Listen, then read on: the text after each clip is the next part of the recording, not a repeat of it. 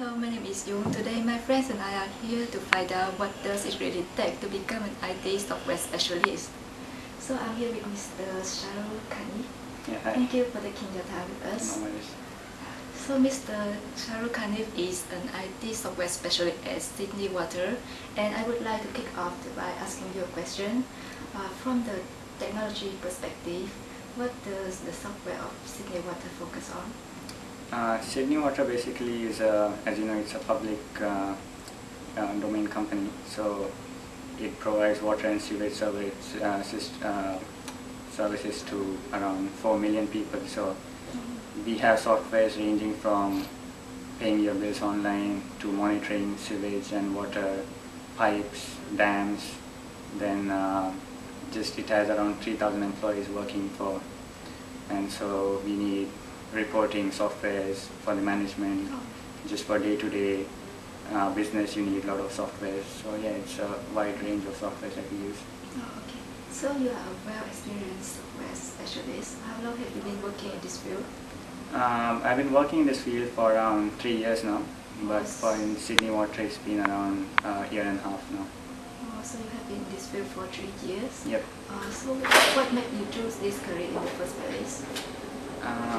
I was always interested in doing IT and programming, and since my undergrad is in IT, it was always, I wanted to do my master's as well in IT. So I think if you have interest in programming, then this is the right path to go to.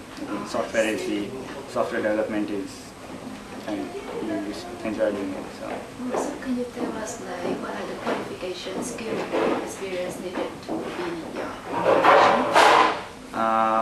It's beneficial to have either undergrad or master's degree in IT, because it gives you a better understanding of how softwares work, how software is developed, what kind of technologies you have in the market. So yeah, I think you definitely need to have a 4-year degree in IT. Yeah. So can you share with us what is the most challenging task that you have ever done, and what did you learn from it? I wouldn't say a particular challenging task, but when you're writing new logic, it's always challenging because it's something new which hasn't been done before, as in you wouldn't know if it's done before. So that's happening first time in your organization. So it's always a challenge to write new logic and then write code. So yeah, there have been a lot of challenges, but again, it's good fun to when you overcome them. So yeah, it's good. So I believe that as an IT software specialist, your workload is very heavy. So how are you going to manage to finish on your task on time? We prioritize things. For my role, we develop software as well as maintain and support other software. So it just depends. If something goes wrong with a current software, then that takes priority, and we have to fix that first, and then develop other software. So it's just on priorities, and you decide what's your priority and work around it. So. Many people think that as a IT software specialist, right, you're just working with the computer alone, so the communication skills is not important. So in your view, how do you think the communication skill and teamwork?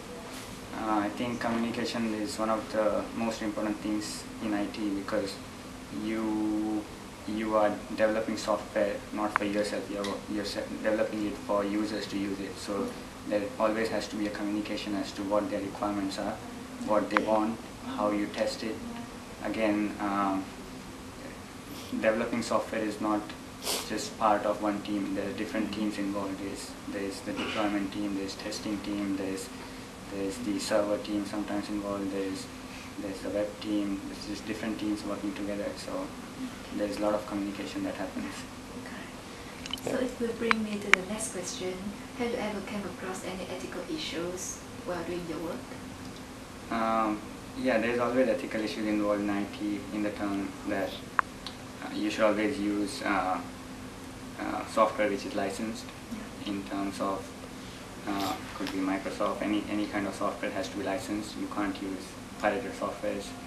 Then, as in my work, it mainly deals with developing applications or maintaining the website of Sydney Water. So whatever content or whatever images that goes on the Sydney Water website has to be owned by Sydney Water. You just can't copy images from other websites and just put it on there, because all content is copyrighted for any website. So there's a lot of things you have to be careful of when you put content on the website. So for you as a software specialist, how important you think your profession to the IT industry? As software development is just one part of the whole IT field, so I would say yes, it is very important, but it's not the only important part, because it's just one phase of the whole software development process.